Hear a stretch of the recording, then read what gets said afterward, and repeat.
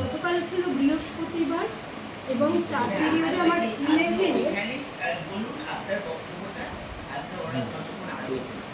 হ্যাঁ না আমি এই প্রসঙ্গে বলছি কারণ উনি আমাকে বললেন এইমাত্র যে আমি ক্লাসে ছিলাম না অথচ আমি প্রেস মিট করিনি বা গুরুত্ব দিইনি, ব্যাপারটা তা নয়। গতকাল বৃহস্পতিবার ছিল, 4 পিরিয়ডে আমার শিডিউল ক্লাস ছিল, আপনারা দুজন ওখানে ছিলেন, আমি ক্লাসে ছিলাম।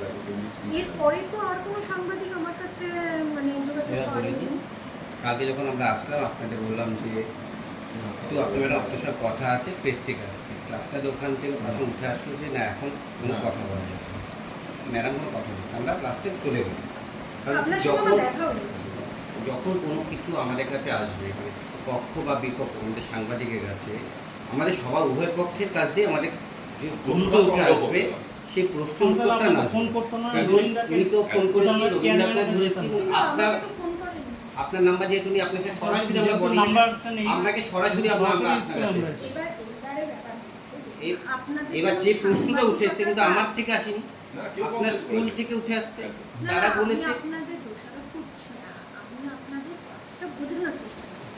আমার যেমন শিডিউল একটা ক্লাস আছে, আমাকে তো ওনার ক্লাসে যেতে হবে। এবার ওই সময় বলা উচিত আমাদের বলা উচিত যে আপনি এই সময় আসুন, তাহলে আমি এই সময় মিট করে দিচ্ছি, তাহলে হয়ে গেল। না বলেনি আমাদের, কিচ্ছু বলেনি। আচ্ছা এখন যেটা হলো সেটা যেটা গেছে সেটা গেছে, সেটা তো বিচার বিবেচনা করে লাভ নেই। মোদ্দা বিষয়টা কি, ওনাদের কী প্রশ্ন, হ্যাঁ আপনাদের কী প্রশ্ন সেটা করুন, ওনার কী বক্তব্য সেটা বলে দিলে ব্যাপারটা মিটে যায়। তাহলে আগের কী হয়েছে না হচ্ছে, হ্যাঁ বলুন কী প্রশ্ন আছে। আপনাকে স্কুল থেকে কিছু টিচার অভিযোগ করেছেন যে স্কুলের যে আপনি নাকি স্কুলে অনিয়মভাবে আসেন এবং কিছু ঘটনা ঘটেছে যেখানে ছাত্রদের কাছ থেকে মানে টাকা না হওয়া, কিন্তু তার কী কারণে না হওয়া সেটা বলা হয়নি, এবং সেই টিচাররা বিভিন্ন দপ্তরে তার অভিযোগ তার জানানো হয়েছে, সে কাগজে তারা দেখিয়েছেন। ঠিক আছে, এই হচ্ছে বিষয়।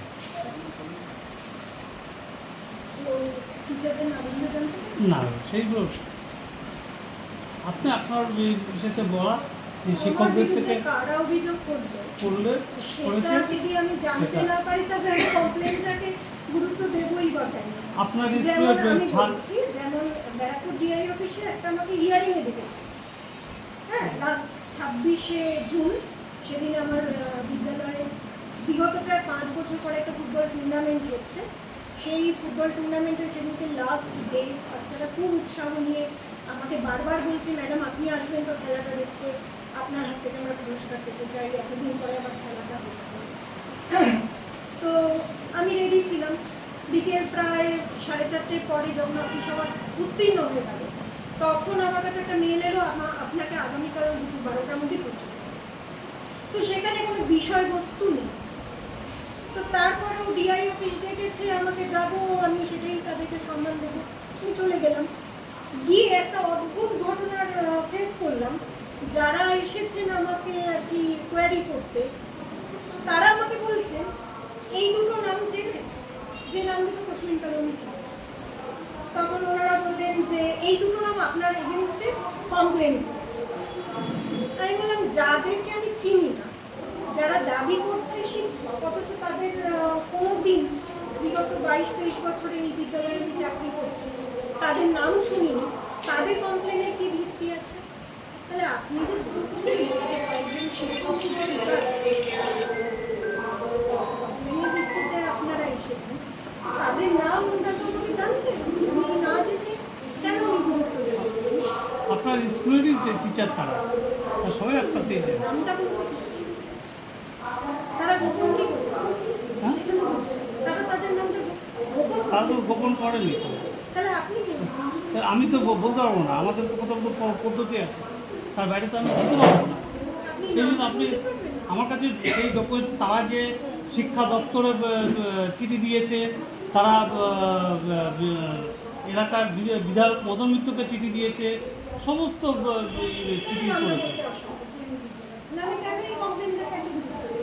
যে কমপ্লেনের কারা করেছে সেটা আমি জানতে পারছি। তাহলে তো তাদের এগেনস্টে আমি কি আমার স্কুলের 19 জন টিচার সম্পর্কে কিছু বলবো না? তাহলে তারা কেন করেছে তাদের সেই ব্যাপারটা তো আমি জানতে পারি না। রাখুন না আপনার ইসে একজন টিচার মারা গেছেন, তার পেনশনের কাগজপত্র তারা পাচ্ছেন না, পাচ্ছেন না। একদম ভুল কথা, এখন ঘুরে ভুল বেড়াচ্ছে। কথা, একদম ভুল কথা। তিনি পিএফ এর টাকা পেয়ে গেছেন এবং গ্র্যাজুয়েট, কিন্তু প্রবলেমটা অন্য জায়গায় ছিল। তিনি যখন এই স্কুলে চাকরি পেয়েছেন সেখানে প্রভিডেন্ট ফান্ড আর গ্র্যাচুইটির যে নমিনি, সেই ফর্মের মধ্যে তৎকালীন হেডমাস্টার দীপক সেনগুপ্ত এবং তৎকালীন যে সেক্রেটারি আমাদের শুভব্রত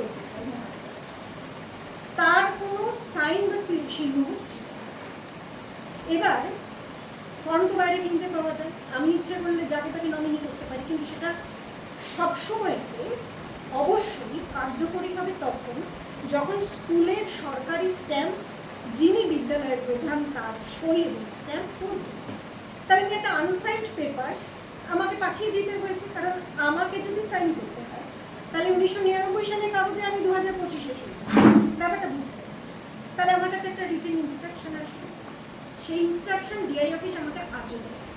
তারপরেতে হেডমাস্টার্স ম্যানুয়াল দেখে আমরা এসএমসি কমিটিতে বিষয়টি তুলে সেটা সলভ করেছি।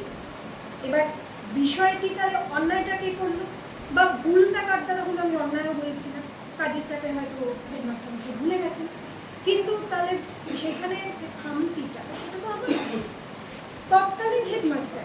এবং সব থেকে বড় কথা, হেডমাস্টার তো রিটায়ার করবে, চেয়ার তো নিয়ে কেউ বাড়ি যাবে না, চেয়ার তো ফাঁকা থাকবে না, আবার নতুন কেউ আসবে। তাহলে তৎকালীন ক্লার্ক যারা ছিলেন, এই যে কানাই বলেছে তিনি, তার আগে যিনি ছিলেন অমরবাবু, তিনি, তারা কেন হেডমাস্টারকে মনে করিয়ে দিলেন না, স্যার এই জায়গাটায় দিন, এই জায়গাটায় আপনি সাইনটা করে দিন। এবার মৃত্যু যে কোনো সময় আসতে পারে, আমি কোনভাবে এই পেনশনের টাকা না পাওয়াতে দায়ী হলাম, আমি বিচারের জন্য আপনাদেরকেই প্রশ্ন করছি, আপনারাই বলুন।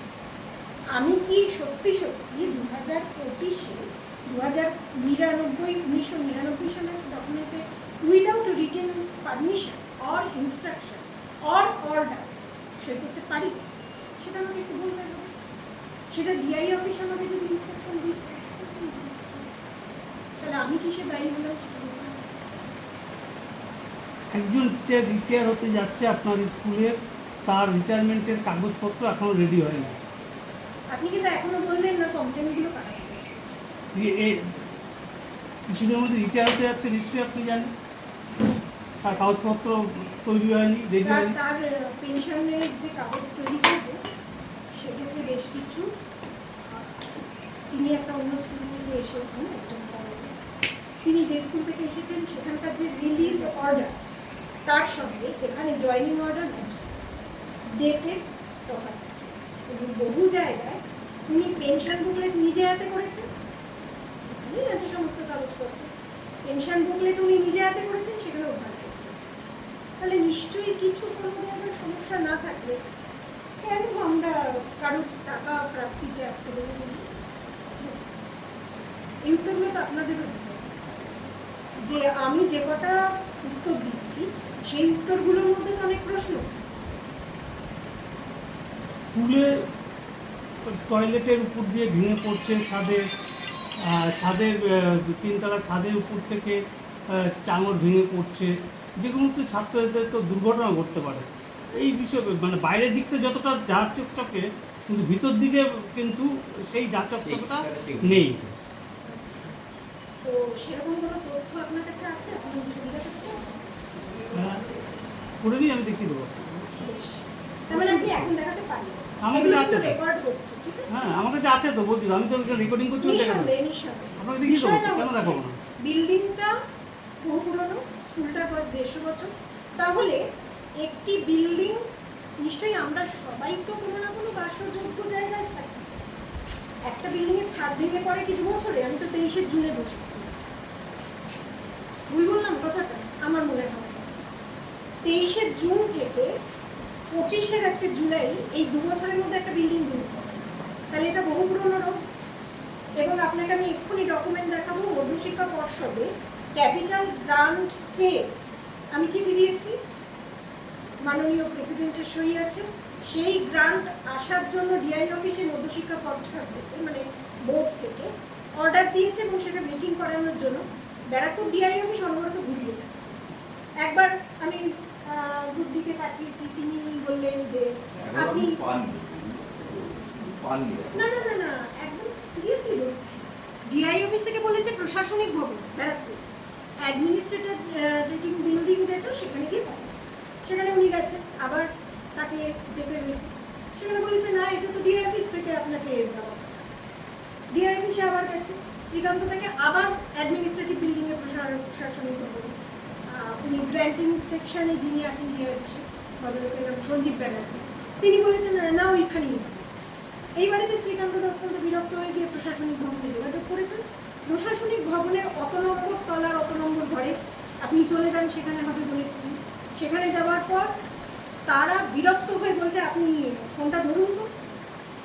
সরাসরি সঞ্জীব ব্যানার্জির সঙ্গে প্রশাসনিক ভবনে যিনি দায়িত্বপ্রাপ্ত তার কথা হয়েছে। তিনি রীতিমতো ভালোভাবে বুঝিয়েছেন যে এটা তো ডিআই অফিস থেকে হয়ে যাওয়ার কথা, মধ্যশিক্ষা পর্ষদ থেকে আপনাদের কাছে পাঠিয়েছে, আপনি এটা ওয়েট করানোর জন্য অর্ডার দেবেন, ওয়েটিংটা স্কুল করাবে, বা স্কুলের যদি টাকা না থাকে যদি বড় ইঞ্জিনিয়ারকে রেখে ওয়েটিং করাবে, যতটা কস্টিং সেটা স্কুল না করতে পারে ব্যবস্থা, সেটারও ব্যবস্থা আপনারই করতে হবে। আপনি প্রশাসনিক ভবনে বারবার পাঠান। এই কথাটা যখন আমি জানলাম সঙ্গে সঙ্গে আমি বললাম না, এ বলছে ওখানে, ও বলছে সেখানে। আমি সরাসরি বিকাশ ভবনে সেই ফ্লোরে চলে যাই এবং গ্রান্ট সেকশনে যাই। সেখানের আধিকারিক আমাকে বলেন যে না এইটা ডিআই অফিস করতে পারে, প্রশাসনিক ভবন নয়। তাহলে আমি কি এরপরও বলবো যে ডিআই অফিস ঘোরাচ্ছে না? এবং সেখানে গিয়ে যখন আমি আবার যোগাযোগ করি যে আমি বিকাশ ভবন থেকে আজকেই এসেছি, এইমাত্র আমি খবর নিয়ে এসেছি, আপনারা কেন এই ব্যাপারটা ব্যবস্থা করছেন, সেক্ষেত্রে ওনারা তখন প্রেসিডেন্ট মহাশয়ের সঙ্গে যোগাযোগ করেছেন। প্রেসিডেন্টও বলেছেন আমাদের বিদ্যালয়ের অত টাকা নেই, আমরা বেসরকারিভাবে ইঞ্জিনিয়ার ডেকে ভোট করাতে পারি না। এই এত কিছু ব্যাপার নথি আছে ভেতরে, যদি দেখতে চান আমি একটু দেখাবো। কিন্তু আপনারা যখন তথ্য দেখাবেন আমিও তখন নথি দেখাবো, ঠিক আছে? সুতরাং এগুলো না জেনে যদি কোনো টিচার বলে যে ছাদ ভেঙে পড়ছে, একটা বিল্ডিংয়ের ছাদ নিঃসন্দেহে 2 বছর 1.5 বছর, তাহলে সেই সমস্যার সূত্রপাত ছিল আগের হেডমাস্টারের সময়। তার সমস্যাটা অবশ্যই অন্তত কিছু সমাধানের দিকে যাওয়া উচিত। তিনি কিন্তু কিছু, আমি কিন্তু একজন টিআরএস, কিন্তু আমি তবু তার জন্য চেষ্টা করছি। এবং আমি তিনতলার অবস্থা খারাপ দেখি 2023 সালের সেপ্টেম্বর মাসের শেষে চিঠি পাঠিয়েছি, সেই নথি আমার কাছে আছে। এবং পরের বছর ফেব্রুয়ারিতেই ওই ডিআই অফিসে যে ইনস্ট্রাকশন এসেছে আমাকেও জানানো হচ্ছে, সেই নথি আছে। তাহলে বিদ্যালয়ের প্রধানের কাছে কিছু জিজ্ঞাসা করা যায়, আলোচনায় বসা যায়, তার জন্য তো মিডিয়ায় যাওয়ার কথা। আমি তো আপনার কাছে যাইনি, আমারও তো অনেক কিছু জানানোর আছে। এখানকার যে সমস্ত শিক্ষক শিক্ষিকাদের নাম আপনি গোপন করছেন কিন্তু প্রশ্নগুলো করছেন, আমি উত্তরগুলো করছি, তার মধ্যে অন্তত 1-2 জনের আমি নাম বলছি না। 2024-এর 1 এপ্রিল মাটিতে হঠাৎ করে বসে পড়বে, ফেসবুকে লাইভ করবে, বিদ্যালয়ের প্রধান চেয়ার সরিয়ে নিয়েছে, আমি গরমের মধ্যে কষ্ট পাচ্ছি, এই করছি ওই করছি, অনেক কিছু। অথচ ফেসবুক লাইভেই দেখা যাচ্ছে ঘরে 3টে ফ্যান চলছে। এবং আমার বিদ্যালয় স্টুডেন্ট সংখ্যার তুলনায় টিচার সংখ্যা বেশি, কিন্তু এতটাও বেশি নয় যে ওই স্টাফ রুমে 3টে ফ্যান তাদের 3 জনকে কন্ট্রোল করতে পারে। তারা আমাকে জানাতে পারতেন লিখিতভাবে, তারা বিদ্যালয়ের পরিচালন সমিতিকে জানাতে পারতেন, কিছু না করে ফেসবুক লাইভ করে একটা পারমিশন নেওয়ার প্রয়োজন নেই, না কোনো আলোচনায় বসার প্রয়োজন নেই। ওনাদের হয়তো অনেক দিনের শখ ছিল যে ওনারা একটু ওনারা সব পূরণ করেছেন।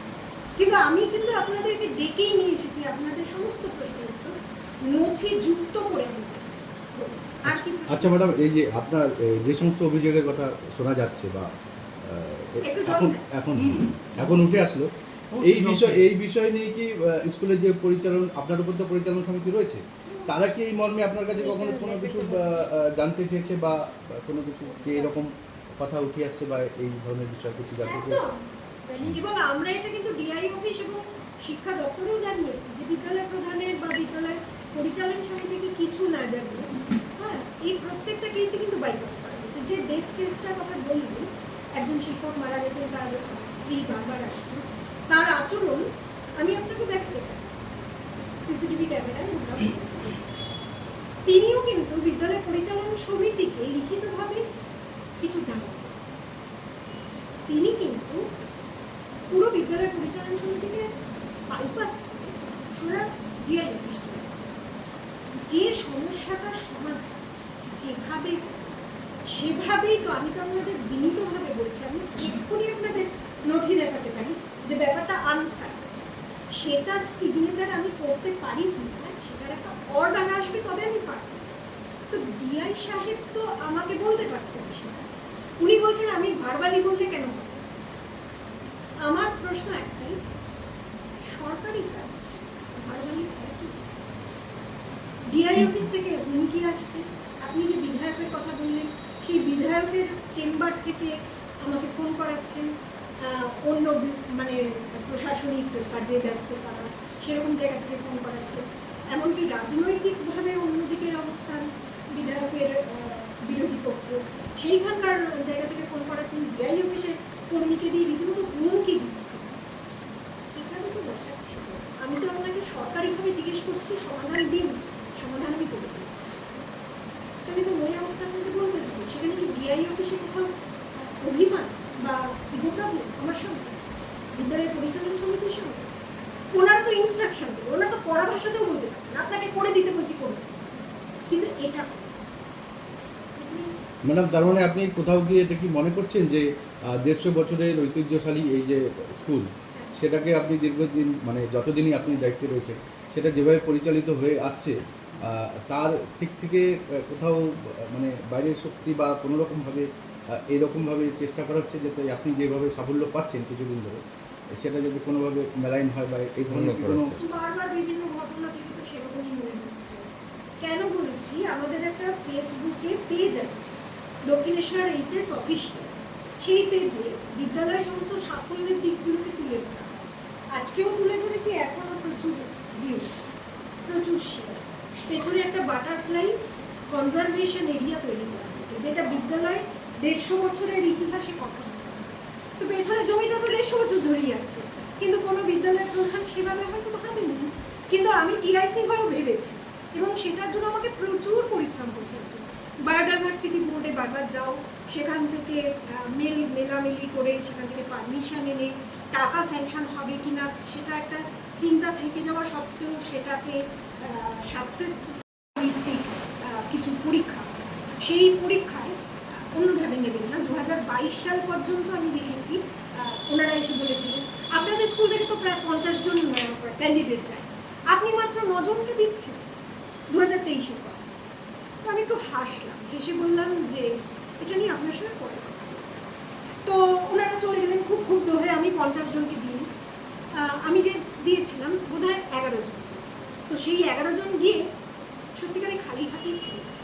কিন্তু 2024-এ আমি 7 জনকে পাঠিয়েছিলাম, 6 জন সাকসেসফুল হয়েছে। আমি 50 জন 51 জনকে পাঠাবো একটা পরীক্ষার বেঞ্চ ভর্তি করার জন্য?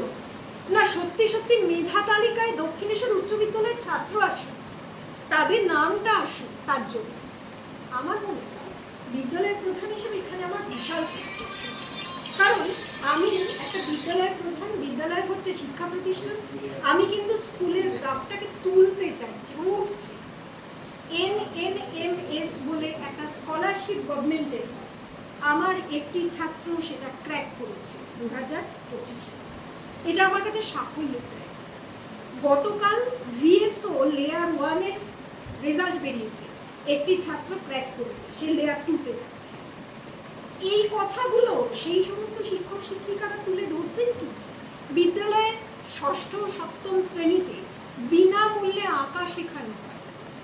স্কাউটের ব্যবস্থা করেছিলাম, স্কাউটটা আস্তে আস্তে কিছু শিক্ষক শিক্ষিকা পরিকল্পিতভাবে, তোরা স্কাউট করছিস, তোদের গুলি করে মেরে দেবে, এই কথা বলে ভীতি জাগরণ করে গার্জেনদেরকে ভুল বুঝিয়ে বন্ধ করে দিল। এত ছাত্র সংখ্যা কমে এলো, যারা পড়াতে আসলে তারা হতোদ্যমকে ফিরে গেল।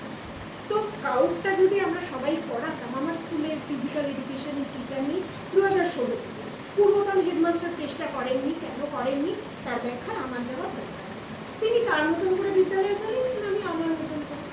কিন্তু আমরা যদি সবাই মিলে সুগঠিত হতাম, তাহলে বিদ্যালয়ে ফিজিক্যাল এডুকেশনের ক্লাসটা ঠিকঠাক না হলেও এই স্কাউটের মাধ্যমে ওদের শারীরিক শিক্ষা, শরীরচর্চা একটা নিশ্চয়ই যেন হতো, কিন্তু সেটা বন্ধ করে দেওয়া। বিদ্যালয়ে আঁকিবুকি বলে একটা আঁকার কম্পিটিশন হচ্ছে, যে কম্পিটিশনটা 2023 এবং 24-এ হয়েছে, 25-এ সামনে আসছে। সেই কম্পিটিশনে 2023টা আমি কত করে করিয়েছিলাম, আমার ইন্টার ক্লাস।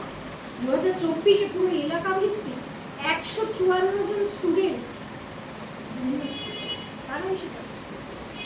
এবং আরও আশ্চর্যের বিষয়, আমার স্কুলের ছাত্ররা কেউ থার্ড হয়েছে, কেউ ফোর্থ হয়েছে, ফার্স্ট হয়েছে, কিন্তু অন্যান্য স্কুলে। আমি যদি মনে করতাম তাহলে কিন্তু আমার স্কুলের স্টুডেন্টকেই আমি ফার্স্ট করতাম, আমি কিন্তু করিনি। সম্পূর্ণ নিরপেক্ষ থেকে বিচার করেছি এবং বড় শিল্পীকে দিই, এবং সেখানে সনাতন দিনদার মতন শিল্পীরও ইনভিটেশন ছিল, উনি আসতে পারেননি, কিন্তু এসেছিলেন বড় শিল্পী। বিগত জানুয়ারি মাসে 18, 19, 20 3 দিন ব্যাপী সায়েন্স এক্সিবিশন হয়েছে, যেটা বিগত 10 বছর আগে যখন 2013 সালে আমি টিচার ইনচার্জ ছিলাম তখন আমার হাতে হয়েছিল, আবার আমার হাতেই হতো। এই বিজ্ঞান প্রদর্শনী, তার সঙ্গে চিত্র প্রদর্শনী, তার সঙ্গে খাদ্য সম্ভার মেলা, সেটা অনুষ্ঠিত হয়েছে 3 দিন ব্যাপী এলাকার, এবং সেই নন্দননগর হাই স্কুল থেকে এসেছে। আমি খুব খুশি, বাচ্চারা কত ভালো ভালো মানে সব প্রজেক্ট নিয়ে এসেছে, এবং তাদেরকে আমি খুব হাসি মনে এই 3 দিন ব্যাপী অনুষ্ঠানে যোগদান করতে দিয়েছি। এলাকার কত লোক এসেছে, কত আনন্দ। সেই অনুষ্ঠানে যখন উদ্বোধন চলছে, মাননীয় সাংসদ সৌগত রায় নিজে এসে উদ্বোধন করেছেন, বিদ্যালয়ে একদম সুপরিকল্পিত 7-8 জন টিচার সেদিন উপস্থিত আছে। তো বিদ্যালয়ে ভালো কাজে অনেক চলছে, সেগুলো একটু চলুক না। আমার বিদ্যালয়ে এবছরে মাধ্যমিকে 570 হাইস্ট উঠেছে, 28 জন পরীক্ষা দিয়েছিল, একটি ক্যান্সার পেশেন্ট স্টুডেন্ট ছাড়া সবাই পাশ করেছে। তো গ্রাফটা তো লেখাপড়ার দিকেও উপর দিকে উঠছে, আঁকিবুকি বা এরকম সাংস্কৃতিক দিকেও চলছে। খেলাধুলো আমি একটু আগেই বলেছি প্রসঙ্গক্রমে, একটা ফুটবল টুর্নামেন্ট 5 বছর আগে লাস্ট হয়েছিল, তারপর চলছে। গত বছর এমপি ফুটবল টুর্নামেন্টে আমার স্কুল থেকে পার্টিসিপেট করেছে, অনেক লড়াই করে। ডক্টর পার্থ ভৌমিকের উদ্যোগে সেটা হয়েছিল। নৈহাটি অত বড় স্টেডিয়ামে আমাদের বাচ্চারা গিয়ে কি খুশি, জিততে পারেনি। তো খেলায় তো আমার জিত আছে, হেরেছে তো কি হয়েছে, পার্টিসিপেটটা তো করেছে। আমার তো এরপরে তো একটা ক্রিকেট টুর্নামেন্ট করানোর জন্য আবেদন আসছে, যদি টাকা পয়সা জোগাড় করতে পারি। ওই ভালো দিকগুলো একটু তুলুক না, বাথরুমের ছাদ ভেঙে পড়ছে, সেটা নিয়ে কি আমি ওদের নই? আজকে যদি সত্যি একটা দুর্ঘটনা ঘটে, তাহলে পুলিশ এসে কাকে ধরবে বলুন তো? সেই শিক্ষকদের নাম আছে, তাহলে আমি কি ওদের নই? ছাদ ভেঙে পড়ছে, সেই পোর্শনটাকে পুরো বন্ধ করতে আসছে, সেটা নিয়ে কি আমি ওদের নই? এগুলো তো আলোচনা করেই মেটানো যায়, সেটার জন্য তো মিডিয়ায় গিয়ে কমপ্লেন করার দরকার। আচ্ছা ম্যাডাম, আপনার সঙ্গে আমরা জানি যে আপনি যথেষ্ট নিজে অ্যাক্টিভ, আমরা বিভিন্ন সময় আপনি যে এক্সিবিশনের যে কথা বললেন আমরা নিজেরাও কভার করে দেখেছি। তো এখন যখন এই পরিস্থিতির একটা উদ্ভব হচ্ছে, যেখানে মানে একটা স্কুল তো মানে শুধুমাত্র চেয়ার টেবিল বা একটা বিল্ডিং নয়, জীর্ণ জরাজীর্ণ বিল্ডিং হলেও যাই কিছু হোক, তো সেই ক্ষেত্রে আপনার সঙ্গে বা ছাত্রদের সঙ্গে যে সুসম্পর্ক, সেটা ঠিক রেখে যে আগামী দিনে পঠন পাঠন বা যেই অভিযোগ বা যাই কিছু উঠে আসছে, সেটাকে সমস্ত কিছু মিটিয়ে আর সামনের দিকে আরও সুন্দরভাবে এতদিনের ঐতিহ্যশালী এই যে স্কুল, সেটাকে এগিয়ে নিয়ে যাওয়া যায়। সেই জন্য আপনি কি নিজে এখন ইনিশিয়েটিভ নিয়ে পরিচালন সমিতি যখন আপনাকে আপনি বললেন সাহায্য করছে, সেটাকে একসাথে হয়ে বা আর যারা যাই কিছু আছে সবাই একসাথে হয়ে কি এটার কোনো মীমাংসার চেষ্টা করবেন আগামী দিনে? সেই বিষয়ে আপনি কি বলেন? একদম মীমাংসার পথ সবসময়, যাদের নামটা আমি পেলাম তারাও যদি আলোচনায় বসতে চান, আমি আলোচনায় বসবো, কিন্তু আলোচনার একটা ডেকো আছে, এই কথাটা আমি আপনাদের মাধ্যমেই পৌঁছে দিচ্ছি। আলোচনার একটা ডেকো আছে। বিদ্যালয়ে 150 বছর পূর্তি উৎসব উপলক্ষে যখন শুরু হতে চলেছে, তখন বিদ্যালয় পরিচালন সমিতির সভাপতি মাননীয় প্রসূন ব্যানার্জি তিনি একটা এক্সটেন্ডেড মিটিং ডেকেছিলেন। সেই মিটিং থেকে প্রথমেই বেরিয়ে চলে গেলেন রূপা মজুমদার, তারপর চলে গেলেন বাণীব্রত মণ্ডল, না আমাদের কাজ আছে, আমাদের থাকা সম্ভব না, 4:30 পর আমরা থাকবো না বলে বেরিয়ে চলে গেলাম। অভিযোগটা কি? কোনো একটা পরিস্থিতিতে ওনারা 7-8 জন, তার মধ্যে এই 2 জন শিক্ষক শিক্ষিকাও আছে, তারা আমাকে ঘেরাও করেছে এবং বিদ্যালয়ে আমি রাত 9টা পর্যন্ত সেদিনকে থেকে ওনাদের সঙ্গে আলোচনায় বসে বাড়ি যাই। কিন্তু আমি একটা কথা তাদের উদ্দেশ্যে বলেছিলাম যে আপনারা 4:30 পর থাকলেন কেন? সেদিনকে বিদ্যালয় পরিদর্শক মহাশয়ের অফিস থেকে 2 জন এআই, সন্দীপন সর্বজ্ঞ আর রতন রায়, আমার স্কুলে পরিদর্শন করার নামে এসেছে। নামে কেন? ভিজিটার্স বুকে তারা সই করতে অস্বীকার করেছে। তাহলে সরকারিভাবে তারা এসেছিলেন, আমার কাছে প্রমাণ হলো না। আমার মনে হয় না এই ইন্টারভিউ পৌঁছানোর পর, ইন্টারভিউটা টেলিকাস্ট হওয়ার পর কোনো বিদ্যালয়ের প্রধান, কোনো ডিআই অফিসের কেউ বলতে পারবেন যে আমি কোনো প্রশাসনিকভাবে ভুল করে ফেলেছি। আপনি যখন সরকারি একটা কাজে কোনো একটা জায়গায় যাচ্ছেন, সেখানে যদি আপনার এন্ট্রি করার জায়গা থাকে, সেখানে আপনার নামটা, নিজের সইটা করতে অসুবিধা কোথায়? তাহলে তো আপনি কিছু মনে হচ্ছে স্বচ্ছতা মনে হচ্ছে। তো 4:30 মধ্যে এনকোয়ারি মিটে গেল। ওনারা এনকোয়ারি করেননি, আমাকে যথেষ্টই চাপে রাখার জন্য এসেছিলেন এবং বিভিন্ন বিষয়ে অপ্রাসঙ্গিক কিছু কথাও বলেছিলেন, যে প্রসঙ্গগুলো আমরা পরিচালন সমিতির তরফ থেকে বারবার ডিআই অফিসে জানাচ্ছি, সে ব্যাপারে তারা চুপ। কিন্তু এখানকার কিছু শিক্ষক শিক্ষিকা ডিআই অফিসে চলে গেলে তাদের কাছে সেটা অ্যাক্সেসিবল এবং সেখান থেকে আমার কাছে, বিদ্যালয় পরিচালন সমিতির কাছে একটা চাপ আসছে, হিয়ারিংয়ে আসুন, এই করুন, ওই করুন ইত্যাদি। অথচ আমরা পরিচালন সমিতির কোনো সমস্যার কথা, বিদ্যালয়ের কথা তাদেরকে জানালে তারা কিন্তু সমাধানে আসতে চাইছে। আমাদের সঙ্গে কোনো কথাও বলছেন না, একটা মেলের উত্তর দেন না, গেলেও উত্তর দিতে চান না ইত্যাদি। তো সেই সময়তে আমি ওনাদেরকে বলেছিলাম 4:30 মধ্যে এনকোয়ারি শেষ, আপনারা বিদ্যালয়ের স্টাফ রুমে ঢুকে ওই সর্বজ্ঞবাবু কয়েকজন শিক্ষক শিক্ষিকাকে নিয়ে জলযোগে বসে। সেখানে আমি আপত্তি করেছি। উনি আমাকে বললেন, সর্বজ্ঞবাবু, ম্যাডাম আপনার শরীরটা অসুস্থ হলে আমি চলে যাব। তখন আমি একটা কথা বলেছি, আপনি যদি গৃহস্থ হন, আপনার বাড়িতে যদি অতিথি আসে, আপনি কি তাকে রেখে নিয়ে চলে যান? যান না। আপনি আমার সম্মানীয় অতিথি, বসুন, আপনাকে আপ্যায়নের ব্যবস্থা বিদ্যালয়ের তরফ, বিদ্যালয়ের প্রধান, বিদ্যালয়ের ইন্সপেকশনে আসা এআইদের আপ্যায়ন করবে। সেটা করার জন্য নিঃসন্দেহে বিদ্যালয়ে কোনো টাকা পায় না। দরকার পড়লে সেটা আমি অর্থ সমিতি থেকে ঠিক মঞ্জুর করিয়ে নেব, আপনি এখানে বসুন।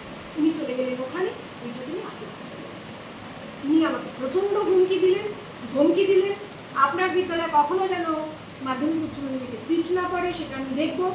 উনি রেগে গিয়ে প্রসূনবাবুকে ফোন করলেন, প্রসূনবাবুর সঙ্গে দুর্ব্যবহার করলেন এবং সত্যি 2024 এবং 25-এ মাধ্যমিকের সিট আমার স্কুলে পড়লো না।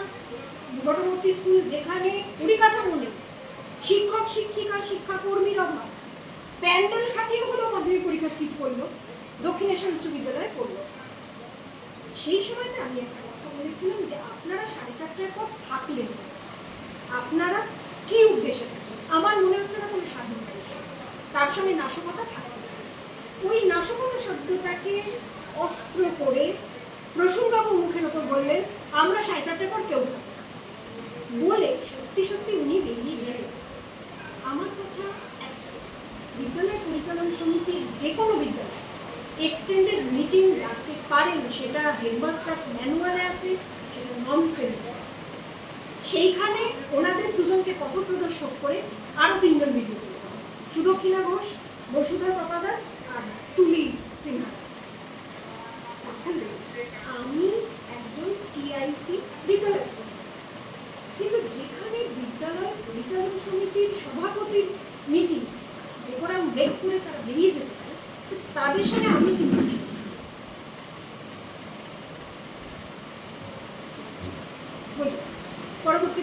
পরবর্তী প্রশ্ন তো এখন আপনার কথা আমরা শুনলাম, আপনার যা বক্তব্য, এখন সোজাসুজি প্রশ্নের উত্তর চলে যাচ্ছে আপনাদের কাছে। প্রথম কথাই হচ্ছে ক্যান্টিন ছিল নিঃসন্দেহে। আমি যখন 2002-এ এখানে চাকরি করতে আসি, আমি দেখি এখানে চা, জলখাবারের বাচ্চাদের টিফিনের একটা ব্যবস্থা আছে। বিষয়টা হলো এটা 2023-এ ওই যে ঘটনাটা বললাম ওটা ছিল 13ই ডিসেম্বর 2023, যেদিনকে ওই ডিআই অফিস থেকে ইন্সপেকশনের নামে এসেছিল। তো সেই ঘটনাতে আমি একটা আপত্তি জানিয়েছিলাম যে উনি যে ওখানে জলযোগে বসলেন সেই জলযোগের ব্যবস্থা ক্যান্টিনের দিক দিয়ে করেছেন। তখন আমি তাকে জিজ্ঞেস করেছিলাম যে আপনি এই যে সম্ভারগুলো নিয়ে বাইরে থেকে কিছু কিনবে আপনি কি পারমিশন নিয়েছেন? তখন উনি আমাকে কোনো উত্তর দিতে পারেন। তখন আমি বললাম আমি আপনার কাছে সাহায্য করে বিনীতভাবে বলছি আপনি এগুলো ফেরত নিয়ে যান, আপনি গরিব মানুষ কিনে ফেলেছেন, আপনার এই সমস্ত খাদ্য আমি ব্যক্তিগত পয়সায় কিনব। তখন উনি দাবি করেন যে উনি বেরিয়ে গেছেন, কিন্তু উনি বেরিয়ে যাননি এবং সেখান থেকে বেশ কিছু খাবার আবার সরবরাহ। এই কথাগুলো যখন প্রেসিডেন্ট জানতে পারেন তখন আমরা পরবর্তী এসএমসি মিটিংয়ে বসে এটা ঠিক করি যে এখানে যে ক্যান্টিন চলছে ক্যান্টিনটাতে আমাদের ছাত্রদের যে খাওয়ানো হচ্ছে সেটা কি কোনো টেস্টিংয়ের মাধ্যমে খাওয়ানো হচ্ছে? কোনো খাবার খেয়ে বাচ্চারা যদি অসুস্থ হয়ে যায় তার দায় কে? আরো একটা ঘটনা ঘটেছিল আমাদের এসএমসিতে বসার আগে, আপনি বলবেন তো একটা গ্যাস আমাদের ওখান থেকে সিলিন্ডার, চুরি হয়ে গেছে। একটা সিলিন্ডারের হিসেব আমাদের পাওয়া যাচ্ছিল না এবং সিসিটিভি ক্যামেরায় আমরা সেই ক্যান্টিনের ভদ্রলোককে মিড ডে মিলের জায়গায় আমরা ঢুকতে দেখি এবং সেখানে একটা সিলিন্ডার বার করে নিয়ে যাওয়ার দৃশ্য আমরা দেখছি। এবং যখন ওনাকে জিজ্ঞাসাবাদ করা হয় তখন উনি কিন্তু আমাকে বলেছেন যে না আমি গ্যাসটাও ফেরত দিয়েছি।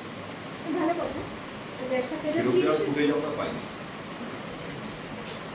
এবং তিনি বলেন যে আমার গ্যাস পুরো শেষ, আমি চাটা বানাতে পারছি না, আমি টিচারদের দিতে পারছি না, আমি গ্যাস বুক করেছি, গ্যাস তাড়াতাড়ি চলে আসবে। খুব ভালো কথা, সেটা ছিল বৃহস্পতিবার, শনিবার সকালে গ্যাস।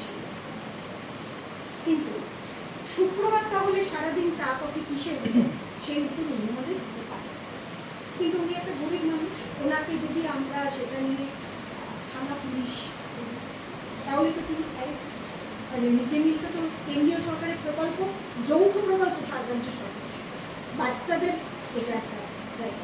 যদিও আমি এখানে বসার পর বিগত 2014 সাল থেকে যে মিড ডে মিল চলছে সেখানে বেশ কিছু আমরা এমন পাই যেটা সঠিক হিসেবে, যেমন কোনো মাসে দেখেছি পরিচালন সমিতি না আপনার প্রশ্নটা নিয়েছে মানে এই যে আপনার সন্দেহটা পরিচালন সমিতি, সন্দেহটা মিড ডে মিলে যখন তারা দায়িত্বে ছিলেন মিস্টার প্রবীর রায়, মজুরি ঘোষ, 1 মাসে 7টা সিলিন্ডার খরচ হচ্ছে। কোনো স্পেসিফিক্যালি জিনিসপত্র নয়, মুদি মশলা আনাজপাতি বলে কিছু বিল করা হয়েছে এবং সেগুলো আমাদের চোখে মনে হয়েছে গরিব যে বাচ্চারা তাদের যা সংখ্যা তাদের 7টা গ্যাস লাগলে যত সংখ্যা হওয়ার কথা তার সঙ্গে ঠিক হচ্ছে না। তো এইসব ব্যাপার ছিল। কিন্তু মিড ডে মিল কিন্তু একদম আমি যেটা বললাম সরকারি একটা প্রকল্প, যে সরকারি প্রকল্প, সুতরাং সেখানে যদি সিলিন্ডার এভাবে বেরিয়ে যায় সেক্ষেত্রে কিন্তু আমার পুলিশে জানিয়ে তার বিরুদ্ধে আইনত পদক্ষেপই নেওয়া উচিত। কিন্তু তারপরেও আমি কিন্তু তার প্রতি সহানুভূতিশীল থেকে বললাম যে ভাই 8 পর্যন্ত মিড ডে মিল, 9, 10, 11, 12 ছেলেরা খাবার পাচ্ছে না। আমার ছোট স্কুল যারা বসতো আলু কাবলি চানা এসব নিয়ে ছাত্র সংখ্যাটা কমে গেছে বলে তারা বোধহয় এখন বসছে না, কিন্তু তুমি তোমার খাবার নিয়ে গেটের বাইরে বসো। আপনারা বড় একটা নিশ্চয়ই দেখেছেন, আপনারা কদিন আগেই নিউজ বাইট নিয়েছেন, আমি দেখেছি আমার সিসিটিভি ক্যামেরা ধরা পড়েছে বলে জায়গাটা যথেষ্ট প্রশস্ত। আপনি বসুন বেঞ্চ নিয়ে, টেবিল নিয়ে, চেয়ার নিয়ে এবং গ্রিলের ভেতর থেকে যদি কোনো স্টুডেন্ট আপনার কাছে খেতে চান আপনারা আসুন এবং খাবার বিক্রি করুন। উনি ছাত্রদের অ্যাসিউরেন্স দেবেন, আমি কালকে ছাত্ররা টাকা নিয়ে উনি বসে। আমি আবার ফোন কল্যাণ করে বললাম, পার্থদা কি হয়েছে, তুমি কেন এলে না? উনি বললেন আমি সোমবার থেকে আসবো। সোমবার ছাত্ররা আবার টাকা পয়সা নিয়ে উনি বসলেন।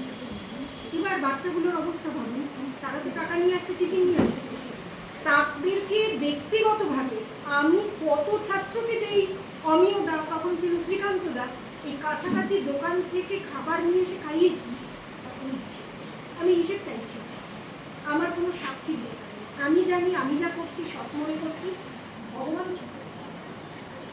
কিন্তু এইভাবে প্রতারণা উনি বারবার করেছেন। বাচ্চাদেরকে আমি বারবার নোটিশ দিচ্ছি, একদম লিখিত নোটিশ তাদের গ্রুপে, যে সোমবার তোমরা টাকা নিয়ে এসো, তোমরা টিফিন পাবে, পার্থদা তোমাদেরকে টিফিন দেবে। আমি বসে অপেক্ষা করে করে ক্যান্টিনটা উঠে যাওয়ার পেছনে যে কারণটা বললাম সেটাই মূলত কারণ। আর ক্যান্টিন না থাকার ফলে অসুবিধা যত না ছাত্রদের হচ্ছে, তার থেকে অনেক বেশি অসুবিধা টিচারদের হচ্ছে। কারণ আপনি যদি স্টাফ রুমে যান, স্টাফ রুমে টেবিলে তার পেছনে বেঞ্চে সারি সারি কাপ, ডিশ, কফি, চা, চিনি, দুধ, বিস্কুট, চানাচুর সব। এবং রূপা মজুমদার, যিনি আর কি ওই সোশ্যাল মিডিয়ায় গত বছর ফার্স্ট এপ্রিল কভার করেছিলেন, সেখানে তিনি এই কথাটাও বলেছেন যে আমাদের প্রধান শিক্ষিকা বা ওই ভারপ্রাপ্ত শিক্ষিকা, তিনি আমাদের কফি, চিনি, বিস্কুট এগুলো পর্যন্ত নিয়ে শুকিয়ে দিয়েছেন। আমরা এখানে চা না খেতে পেয়ে হাহাকার করছি। কিন্তু বিদ্যালয়ে রীতিমতো বাইরে থেকে খাবার আসে, বিভিন্ন অনলাইন অ্যাপ থেকেও আসে, ফুটেজ আছে, যা যা চাইছেন সব পেতে। এই আছে না যাবো। হ্যাঁ দাদা, এই স্কুল একটা দীর্ঘদিনের স্কুল, ঐতিহ্যশালী, এবং এখানে ইদানিংকালে সম্প্রতি কিছু কিছু মানে বিতর্কিত বিষয় উঠে আসছে। তো আপনি এখানকার জনপ্রতিনিধি, এই ব্যাপারটা নিশ্চয়ই আপনার গোচরে এসছে, কি বলবেন? বিদ্যালয়টা আমার হৃদয়। এই বিদ্যালয়ে আমি নিজে পড়াশোনা করেছি। পড়াশোনা করে আমরা এখান থেকে বেরিয়েছি। সেই বিদ্যালয়ে সিপিএমের কিছু লোকজন, তারা এই বিদ্যালয়ে আজকে নয়, এর আগে একটা হেড স্যার ছিলেন, হেড স্যার অরূপবাবু ছিলেন। তিনি যেহেতু এই বিদ্যালয়ে কোনো অর্থনৈতিক প্রভাবশালী তারা পড়ে এরকম নয়, তার ছেলেমেয়েরা পড়ে, তাকে ছেলেরা পড়ে তা নয়, আমার পাড়ায় রেল কলোনি অঞ্চল, এই সমগ্র অঞ্চলে গরিব মানুষ এখানে পড়াশোনা করে। তিনি করেছিলেন, আমি 5টার পর আমি তাদেরকে পড়াবো। সিপিএম পরিচালিত তারা বাইরে থেকে এসে, যেহেতু বাচ্চারা এবং তার বোনেরা এসে পড়তে আসতো, সেই হেড স্যারকে হ্যাকেল করলো যে শ্লীলতাহানি করা হচ্ছে ওই মহিলাদের। সেই হেড স্যার এখান থেকে ট্রান্সফার নিয়ে চলে গেল। ভীষণ ভদ্রলোক ছিল। এই স্কুলটা আজকে স্বামীজির মতো মানুষ এখানে এসেছে। এখানে যারা পড়াশোনা করিয়েছে, আর আজকে হচ্ছে যারা পড়াশোনা করছে, আজকে বলুন স্কুলের বাইরে কিছু লোকাল সিপিএমকে ডেকে নিয়ে এসে তাদেরকে এখানে স্লোগান দিচ্ছে। দিদিমণি যখন ফোন করছে, আমি তখন বক্তব্য রাখছি, আমি ফোন ধরতে পারছি, যে আমাদের লোকেরা আসলে আমি তখন বর্ধিতে বললাম আপনি পুলিশকে খবর দিন, আমিও দিচ্ছি। পুলিশ এদের তাদেরকে হাঁটিয়েছে। এই যে একটা পরিস্থিতি স্কুলের ভেতর তৈরি করার চেষ্টা করছে, বিদ্যালয়কে ছাত্রছাত্রী আনার চেষ্টা না করে, যাতে বিদ্যালয়টা উঠে যাক, আমরা শুধু বসে সরকারের থেকে পয়সা নেব, এটাই হচ্ছে মূল উদ্দেশ্য। এই 8 জন শিক্ষক শিক্ষিকা যারা আছে, এবং উনি টিআইসি যে আমি বসাই, ইনি এর আগেও টিআইসি ছিল এখানকার, সেই সময়েও আর একবার, এটা দ্বিতীয়বার টিআইসি হল। এবং এখানে স্কুল ডেভেলপমেন্ট এর আগে যিনি ছিলেন, তার হিসেব আছে এই যে বিল্ডিংটা আপনার বাইরে যেটা মঞ্চ টঞ্চ হয়েছে, তার খরচা থেকে তার বাড়ির খরচা হয়েছে সেই দীপক বাবুর আমলে, তার বাড়ির রিপেয়ারিং হয়েছে এই স্কুলের সিমেন্ট বাড়ি থেকে, এটাও আমরা জানি। কিন্তু স্কুলটাকে সিপিএম সবসময় চাইছে এটাকে মানে নষ্ট করে দেওয়া যায়। কালাচির স্কুল পারে না, সিপিএম ওখানে ঢুকতে পারে না, কোনোদিনই পারেনি। অজয় ঘোষাল বহু বছর সেক্রেটারি ছিল, পারি। আজকে স্কুল এবং সিপিএম তো কোথাও ভালো করে না, সব জায়গায় নষ্ট করে। এইখানে এই 8টা দিদিমণি 1,55,000 টাকা করে সরকারি পয়সা পাচ্ছে, অথচ ঘরের ভেতর বসে ডিএ কেন হলো না? আমরা ডিএ পাচ্ছি না কেন? স্কুলের স্টুডেন্ট চিৎকার করছে, পড়াশোনা পড়াতে যায় না। তারা এখানে পলিটিক্স করছে, দিদিমণিকে কি করে সরাতে হবে, ডিআই অফিসে তাদের লিখিত কমপ্লেন লজ করছে। আমরা তার এগেইনস্টে আমরা সমস্ত জায়গায় এগিয়ে গেছি। আমরা সৌগতদাকে বলেছি, আমরা প্রাপ্ত বসুকেও বলেছি, এই ব্যাপারটা চলছে স্কুলের পিছনে। আর যিনি একজন ওই পরিদর্শক এসেছিল কিনা সন্দীপন, তিনি হচ্ছেন এদের দালাল। তিনি এই দালালি করার জন্য, যেহেতু ওদের কাছ থেকে মনে হচ্ছে কানমানি কিছু খায়, আমার ধারণা সেই হিসেবে এই কাজগুলো তিনি করেছেন। কারণ স্কুলটাকে রক্ষা করা আর স্কুলটাকে বাঁচানোর স্বার্থে সেটা কখনোই দেখে। স্কুলে স্টুডেন্ট আসছে না কেন বা স্কুলে স্টুডেন্ট কম, এইটা দেখছে না। আজকে বলুন, মাধ্যমিকে গত যিনি হেড স্যার ছিলেন তার আমলে 26 জন গেছিল, 25 জন ফেল করেছে, 1 জন পাস করেছে, এরকম রেকর্ড আছে। আর এখন 28 জন যাচ্ছে, 27 জন পাস করেছে, একজন ক্যান্সার পেশেন্ট, সে পাস করতে পারেনি, হতেই পারে, তার শরীর অসুস্থ পারে। কিন্তু স্কুলটা হচ্ছে আমার গ্রামের স্কুল, আর এই স্কুলকে যারা এসেছে বাইরে থেকে তারা এই গ্রামের কেউ নয়, তারা এই গ্রামের নয়। সেহেতু আমার এই অঞ্চলের স্কুল আজকে মিড ডে মিলে খাওয়া দাওয়া সমস্ত বিষয় আমরা দেখি স্কুল যাতে পরিষ্কার পরিচ্ছন্ন থাকে, আজকে ভেঙে পড়ছে। বর্দির তো আমলে ভাঙিনি, তো ভেঙেছে তো অনেক দিন আগে। তার মধ্যেও সৌগতরা প্রথম লটে 5 লক্ষ টাকা দিয়েছে, তারপরেও এখানে 8 লাখ টাকা দিয়েছে। এই টাকা দিয়ে স্কুলকে ডেভেলপমেন্ট করবার জন্য। পরবর্তীকালে সৌগতরা এসে বলেছে আমি আরও টাকা দেবো, কিন্তু যেহেতু উনি অসুস্থ হয়ে পড়লেন আর দিতে পারেন, সেই হিসেবে রাজনীতি করার জন্য, নোংরা রাজনীতি করার জন্য, স্কুলের শিক্ষাগত মানকে নামিয়ে দেওয়ার জন্য এই সিপিএমের 8 জন টিচার এবং শিক্ষক শিক্ষিকা তারা স্কুলের মানটাকে নামিয়ে দিতে চায়, যাতে স্কুলটাকে তুলে দেওয়া যায়। তারাও কোনো জায়গায় গিয়ে পড়াবো না, পয়সা নেবো, এটাই হচ্ছে মূল লক্ষ্য। এবং আমরা এটা হতে দেবো না। আমি লোকাল এই অঞ্চলে জনপ্রতিনিধি, আমরা এটা করতে দেবো না। আমি নিজে স্কুলে আমি ছাত্র, এবং এই স্কুলকে রক্ষা করার আমাদের প্রত্যেকটা মানুষের অধিকার আছে, এবং আমার সবথেকে বেশি অধিকার আমি স্কুলকে রক্ষা করব। যারা বাইরে যে কটা আন্দোলন করছে, কেউ আমার গ্রামের নয়, সব কটাই হচ্ছে আমার এলাকার বাইরে, এবং তারা হচ্ছে বাড়ি যাব 4:30 পর থাকবে না কেন? আজ অন্য অন্য স্কুলের সেখানেও তো 4:30 পরে একটা প্রেসিডেন্ট মিটিং ডেকেছে, কেন থাকবে না? জরুরি মিটিং হতেই পারে। যখন পৌরসভায় আমাদের মিটিং ডাকবে রাত্রি 8টার সময়, আমাদের যেতে হবে, বাধ্যতামূলক। চেয়ারম্যান মিটিং ডাকবে, এটাও বাধ্যতামূলক যে ওই পরিচালন সমিতির প্রেসিডেন্ট স্কুলকে রক্ষা করার জন্য যদি মিটিং ডাকে, সেখানে থাকা উচিত। এরা শুধু পয়সা নেবো, বাড়ি চলে যাব, আর বর্দিকে সরিয়ে দিলে সমস্যা মিটে যাবে, এটাই হচ্ছে। তাই জন্যই আজকে লোকাল কিছু সিপিএমকে ডেকে এখানে করছে, সেটা আমরা চাই। কেন সরিয়ে দিতে চাইছে সেই প্রশ্নটা, সেটাই হচ্ছে কেন সরিয়ে দিতে চাইছে। সমস্ত হচ্ছে তিনি একজন শিক্ষক, যিনি এখানে শিক্ষকতা করছেন, তিনি হয়তো 20 সালে 24 তারিখে জয়েন করেছিল, আর কিন্তু অ্যাপয়েন্টমেন্ট লেটার পেল 31 তারিখে। সে কিন্তু এই দুর্নীতির সাথে যুক্ত সিপিএমের আমলে। সেই সিপিএমের যারা দুর্নীতি করেছে তারা আমাদের কাছে সমস্ত তথ্য আছে, কাগজ আছে। 20 তারিখে জয়েন করলো, আর ওর 31 তারিখে অ্যাপয়েন্টমেন্ট লেটার হলো। এই হচ্ছে দুর্নীতিগ্রস্ত সিপিএম, এটা এইখানে করেছিল। সেই কাগজ আমরা বার করেছি, আমাদের বর্দি বার করেছে। আমরা সেইগুলোকে ধরতে পারছি বলে, তাহলে এই বর্দিকে সরিয়ে দিলে আর ওইগুলো কিছু করতে পারবে না। আর যিনি যার স্বামী মারা গেছিলেন, আমাদের টিচার যিনি মারা গেছেন, তিনি আমাকে চিঠি একটা কথা বলেছিলেন তার পাড়ার লোক যে পাচ্ছি না। আমি বড়দিকে ফোন করার পর বড়দি আমাকে যখন এই প্রশ্নের উত্তর, আমি তো এটা জানি না যে আমি সই করবো কোথায়।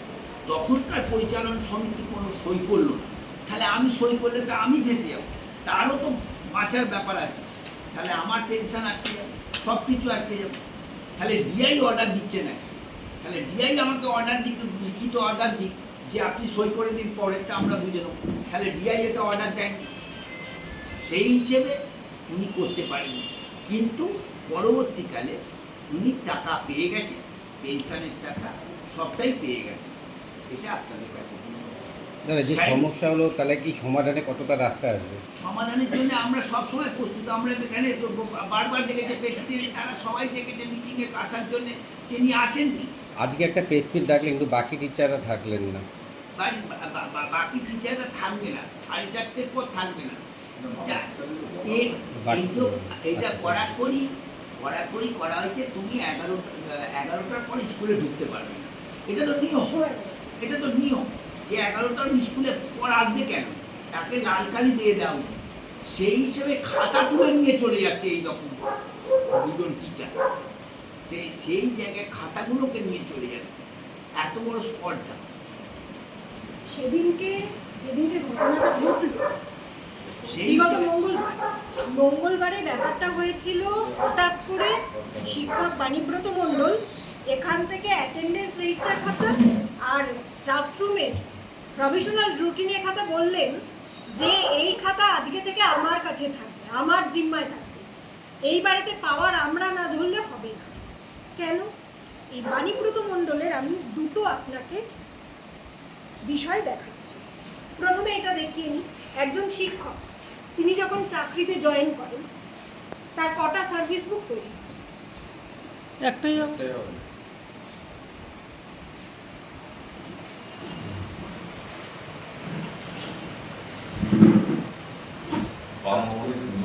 বামাঙ্গলের দুর্নীতি, একদম নিয়োগ দুর্নীতি। একটা মানুষের 3টে কেন সার্ভিস বুক থাকবে? দেখতে অসুবিধা হচ্ছে, বড় করে দিচ্ছি, দেখুন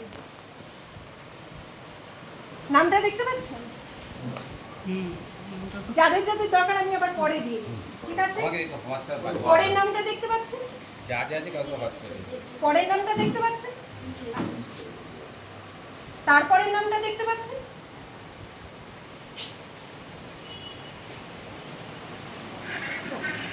এই হলো একটা। নেক্সট হচ্ছে আমি আপনাদের আরো একটা জিনিস দেখাচ্ছি। এই বাণীব্রত মণ্ডল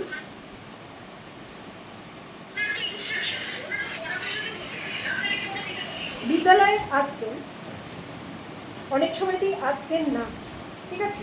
দেখুন এই লাইনটা বিবি মণ্ডল, একদম লাস্ট লাইনটা, একদম নিচের দিকে দেখুন একটা সাদা কালি দেওয়া, তার উপর সই করা। দেখুন আপনারাও দেখবেন, ট্যাম্পারিং করে বুঝতে পেরেছেন? এটা একদিন না, একদিন না, আরো আসেননি বলে একদিন না, উনি পরে সেটাকে সাদা কালি মেরে নিজে প্রেজেন্ট করে দিলেন। তিনি খাতাটার কাস্টোডিয়ান হবে, যেহেতু তিনি আসেন না তাই খাতা টাকায় থাকবে, তার ইচ্ছে মতো তিনি সই করবেন। এটা স্কুল চলছে না ক্লাব? এটা তো একদিন নয়, এটা হচ্ছে আরেকটা দিন। দেখুন ওপরে বিবি মণ্ডল নাম লেখা, এবং এটাই আপনাদের কাছে মূল কমপ্লেন। ঠিক আছে? দেখুন, আচ্ছা আচ্ছা, বিবি মণ্ডল দেখতে পাবেন, সাদা কালি, তার উপর সই। আমি তো পুরো নথি দিয়ে দিচ্ছি আপনাদের, আমার কথা বলার দরকার নেই, নথি কথা বলবে। যে ক্লার্কেই দেখুন, এইটা হচ্ছে বিবি মণ্ডলের ঘর, এখানে হচ্ছে সাদা কালি দেওয়া, দিয়ে তার উপর উনি সই করেছেন। আরও আছে 2017 বা 18 সাল, এক্সাক্ট আমার মনে নেই, গরমের ছুটি, বাণীব্রত মণ্ডল বিদ্যালয়ের স্টাফ রুমে একাধিক দিন থেকেছে, রাত্রি যাপন করেছে। যখন আমি এই কথা বিদ্যালয়ের পরিচালন সমিতির সভাপতিকে জানাই, তিনি বলেন কই আমি তো কিছু জানিই না। আমি বললাম এই অনুমতি উনি পেলেন কি করে? উনি দেখাতে পারবেন অনুমতি? আমি তো আপনাদের নথি দেখাচ্ছি, আমরা কোনো কথা বলছি না, নথি কথা বলছি। আপনি বলতে পারবেন না যে এই কাজ আমি করেছি। সাদা কালির ওপর সইটা বাণীব্রত মণ্ডলের 2018 সালে, আমি দেখালাম ওনাদের। তার মানে কি ম্যাডাম এটা বোঝা যাচ্ছে যে কোনো কারণে এনাদের ইচ্ছে মতো নিজেদের কাজ করতে পারছে না বলে কি সুদক্ষিণা ঘোষ 211 দিন ওয়ার্কিং ডেজের মধ্যে 189 দিন ছুটিতে সিসিএল, বছরে 3 বার সিসিএল পাওয়া যায়। আপনাদের এই খবরগুলো যখন টেলিকাস্ট হবে, আশা করি পশ্চিমবঙ্গের অনেক শিক্ষক শিক্ষিকা, প্রধান শিক্ষক শিক্ষিকা তারা দেখবেন, এমনকি শিক্ষা দপ্তরে কেউ নিশ্চয়ই দেখবে। বছরে 3 বার সিসিএল পাওয়া যায়। 2022-এ সুদক্ষিণা ঘোষ 4 বার সিসিএল নিয়েছে। সুদক্ষিণা ঘোষ যত এখনো পর্যন্ত সিসিএল নিয়ে ফেলেছেন, সেই সিসিএল-এ একাধিক জায়গায় হেডমাস্টারের পারমিশন লেখা নেই, উনি ছুটিতে গেছেন। উনি সিসিএল এর আবেদন করেছেন মার্চ মাসে, ছুটি নিয়েছেন আগস্ট মাসে। এটা হয় না। এত আগে তুমি কি করে জানলে তোমার ওই সময় সিসিএল লাগবে? আরও আছে, গরমের ছুটি বা পুজোর ছুটির সঙ্গে বড় একটা ছুটি থাকলে তো, আমাদের গরমের ছুটি বড় হয়, অনেক সময় সিএম অ্যানাউন্স করেন মাননীয় হলো, ধরা যাক 5 জুন পর্যন্ত ছুটি, তাহলে 6 জুন আমাদের এখানে জয়েন করতে হবে।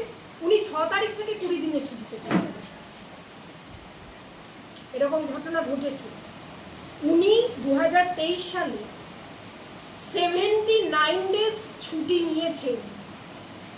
যখন এসে আগস্ট মাসে আমাকে বললেন যে ওনার মেয়ের চিকিৎসার জন্য আমার 60 ডেজ ছুটি লাগবে, তাহলে 79 প্লাস 60 পরিচালন সমিতিতে সেই ছুটি গ্রান্ট হলো না।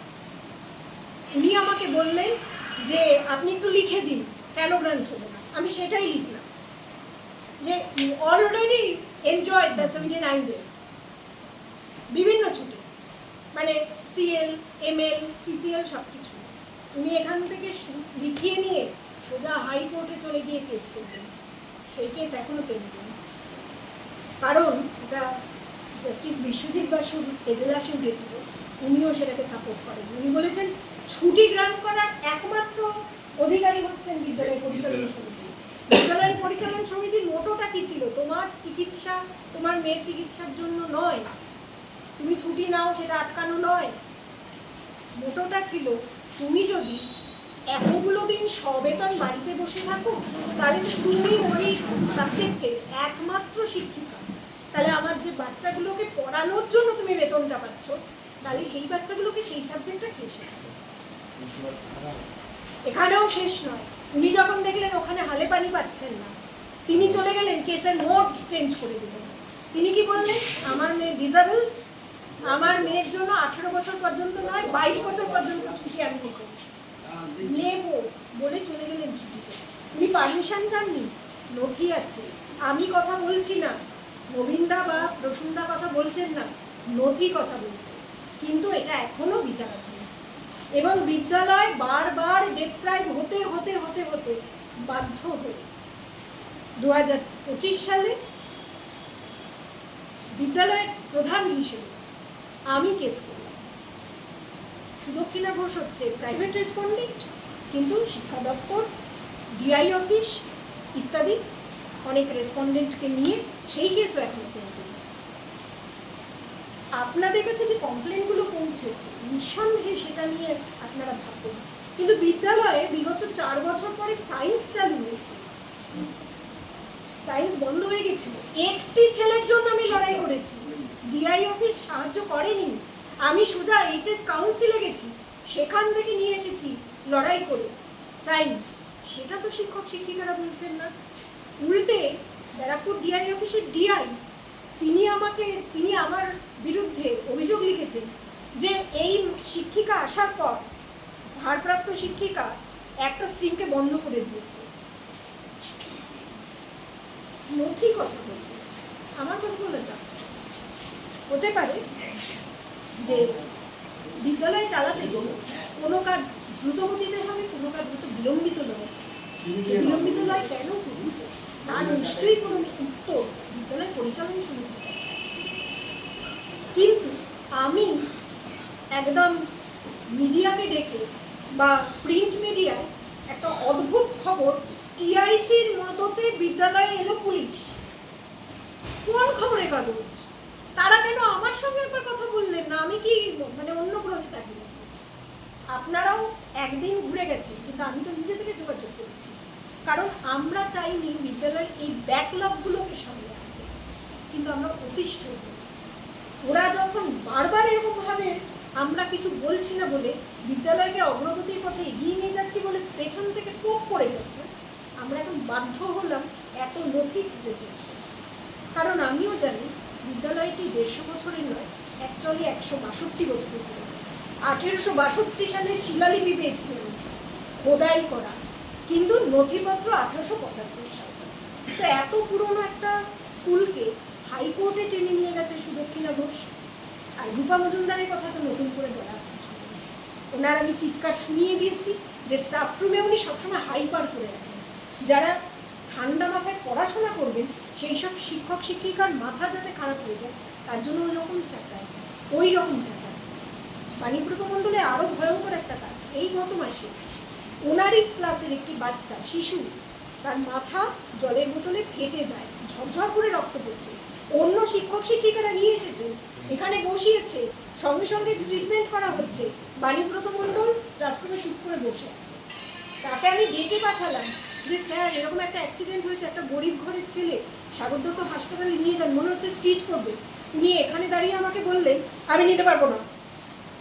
কেন? এই 4:10 বেজে গেছে, আমি এখন বাড়ি যাবো। এখন তো 4:30 ছুটি। না, আপনি আমাকে আগে বলতে পারতেন। বললো মানে অ্যাক্সিডেন্ট হবে সেটাকে আমি জ্যোতিষী দেখি? আপনার সন্তানের চেয়েও ছোট একটি স্টুডেন্ট, তার মাথা ফেটে গেছে, উনি নিয়ে যেতে পারবেন না, পরিষ্কার অস্বীকার করবেন। কত বড় নিন্দাজনক ঘটনা। আপনার ছেলেটি হলে কি আপনি তাই করতেন?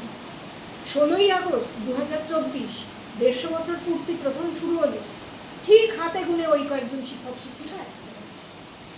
একদম 2-3 জন আরো বেরোলে। 15ই আগস্টে এইসব শিক্ষক শিক্ষিকাকে দেখা যায়।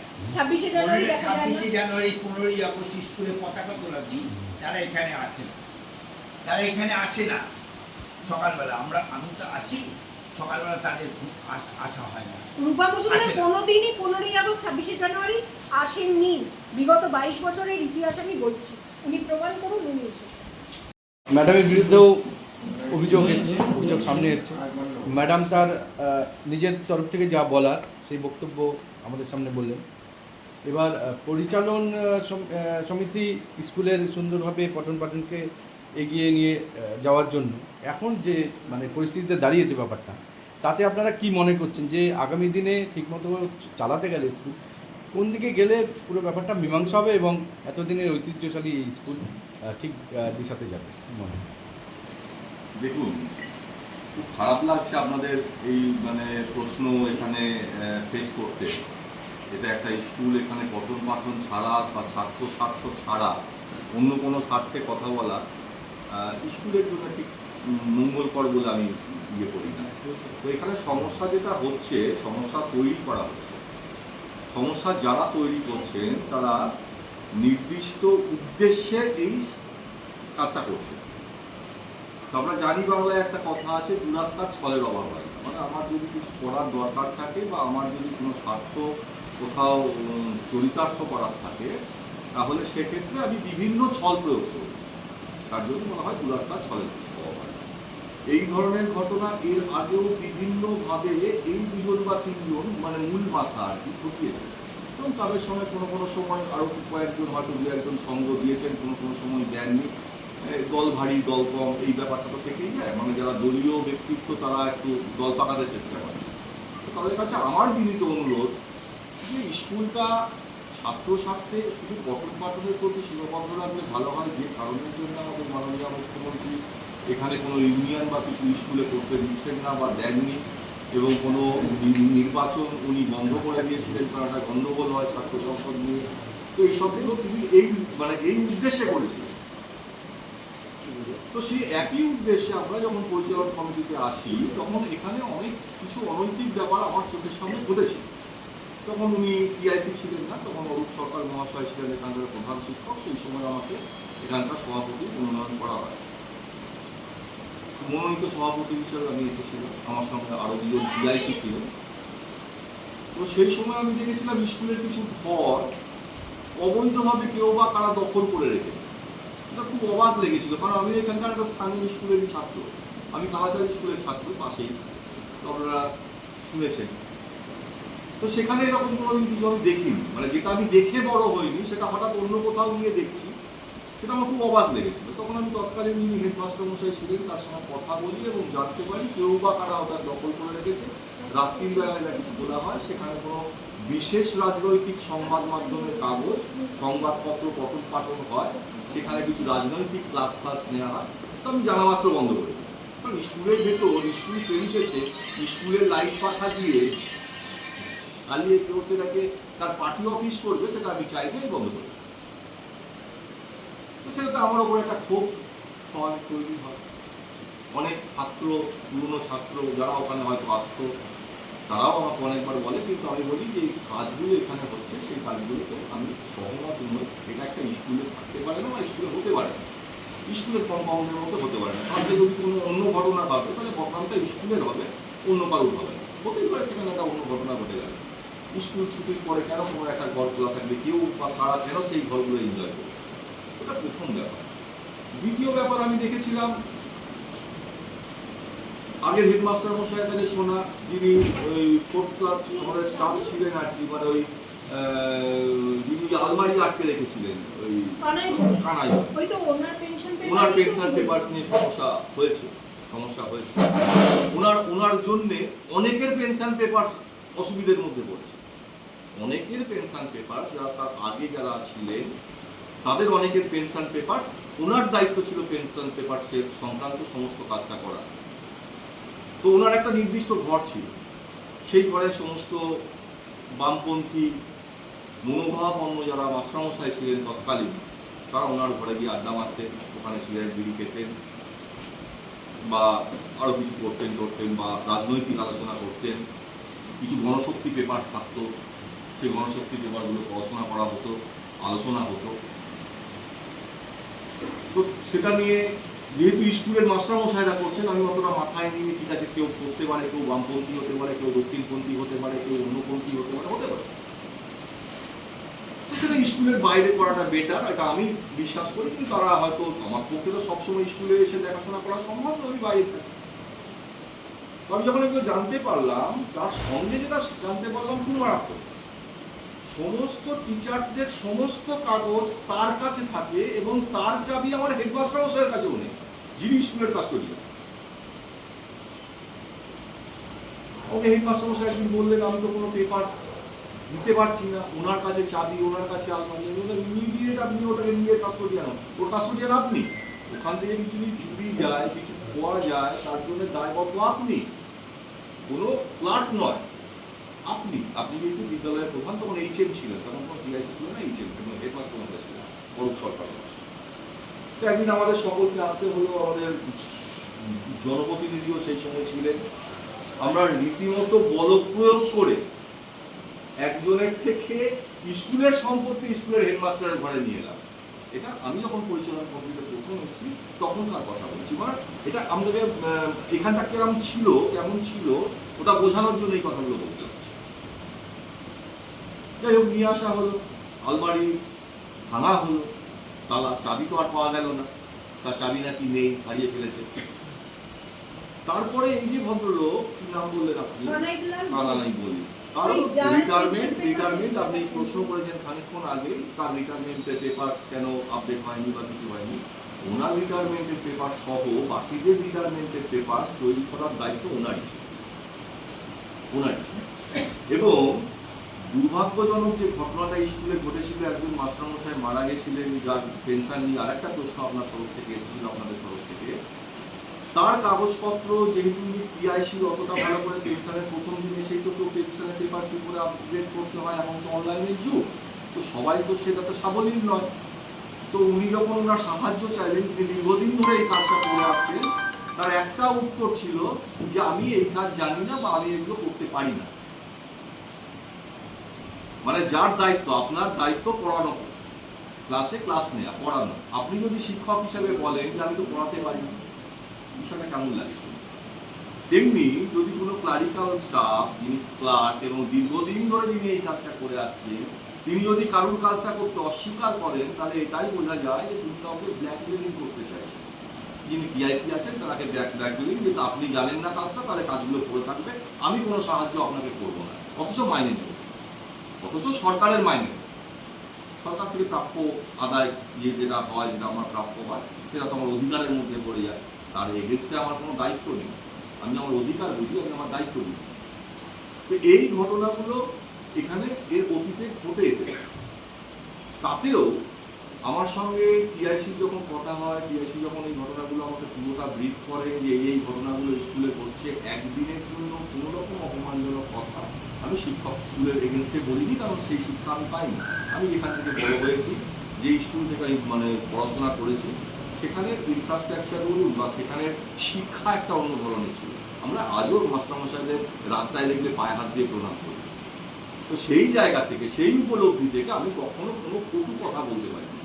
এটা হয়তো আমার অপদার্থতা হতে পারে, তাদের হয়তো কটু কথারই যোগ্য ছিলেন তারা, কিন্তু আমি পারি না, যেহেতু তিনি একজন শিক্ষক স্কুলের মানুষ।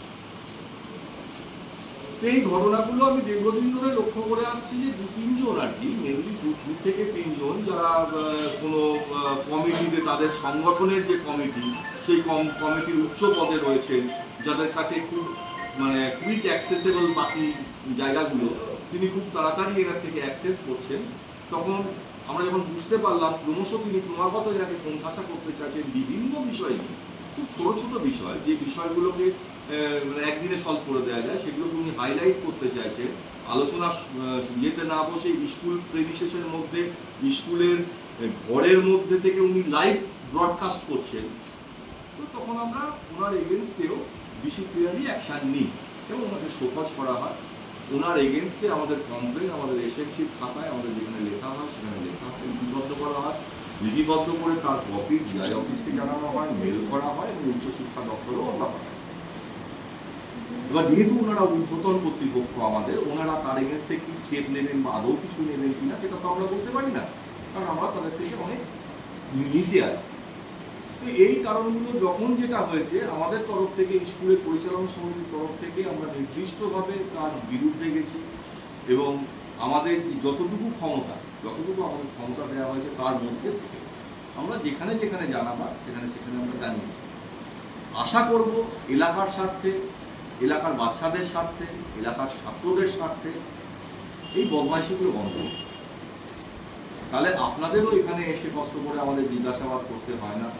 আর যা বললাম, তার যা হেডমিস্ট্রেসও টিআইসিও যা বললেন, তার প্রত্যেকটা বিষয়ের তথ্য প্রমাণ সমস্ত বিষয় আমাদের আছে। পরবর্তীতে যদি আপনারা চান সেই কাগজ বা ডকুমেন্ট আপনাদেরও আমরা হ্যান্ড ওভার করতে পারবো, আমাদের কোনো অসুবিধে নেই।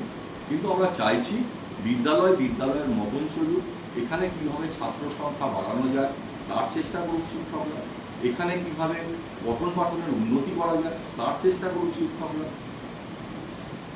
এটুকু এসএমসির তরফ থেকে, এসএমসি সভাপতি হিসেবে প্রত্যেকটা শিক্ষকের কাছে আমার এই সুস্থ পরিবেশ ফিরে আসবে, অবশ্যই সেটা আমরা চাচ্ছি। সুস্থ পরিবেশের জন্যই তো এত কিছু।